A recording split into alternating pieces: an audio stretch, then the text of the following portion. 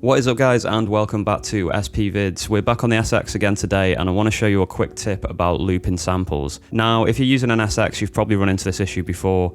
Looping things on this device is really annoying. You get annoying little clicks in between the loops sometimes, and also it's just the timing of it can be annoying as well. So if you spent a lot of time on this device, you're probably well aware of the horrible area of this one, which is the start, end, and level button. Constantly trying to get your loops exactly right with these two dials and probably failing or just getting very frustrated with the process. I know I've done that on many occasions. So this method hopefully eliminates that, and it just makes making loops a little bit more seamless and a little bit easier.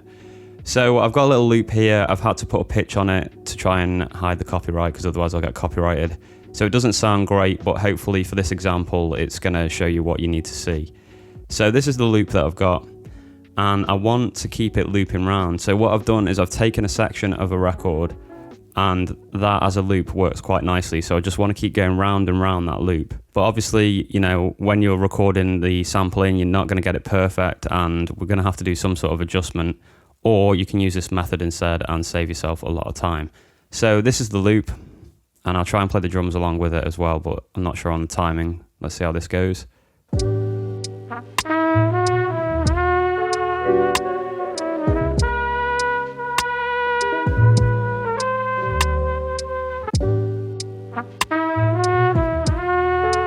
So you could see there I tried to get back to the start of the loop again, and I had to lift my finger off and press the button again really quickly.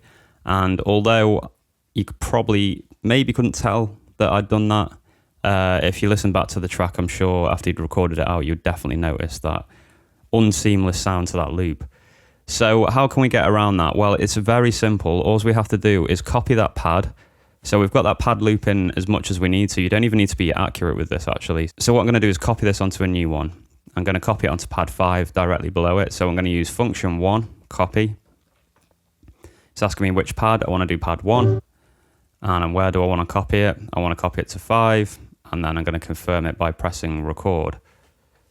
And it's doing its thing, and there we go. We're ready to go. And I'm just going to make sure the effects on both of those for the copyright issues. Okay, so now we've got that loop. It's identical, and it's on both pads 1 and 5. And all I'm going to do now, instead of trying to hop off one and back onto it, or instead of trying to use the start and level to get this perfect loop, I'm just going to alternate between these two pads. So I'll show you exactly what I mean here.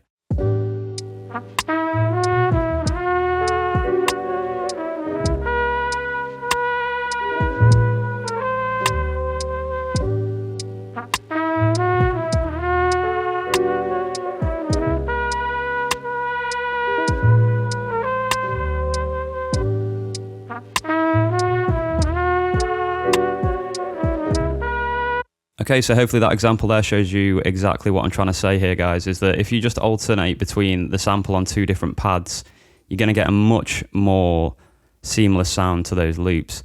It saves you messing around with the start end loop button, and it saves you messing around trying to hop off the pad and back onto it as quick as you can. And you can actually take this a lot further as well. I'm not going to do the full demonstration of it here because it takes a lot of time resampling. I can just explain it and you guys will hopefully understand what I mean. So what you could do now is play exactly what I just did without the drums.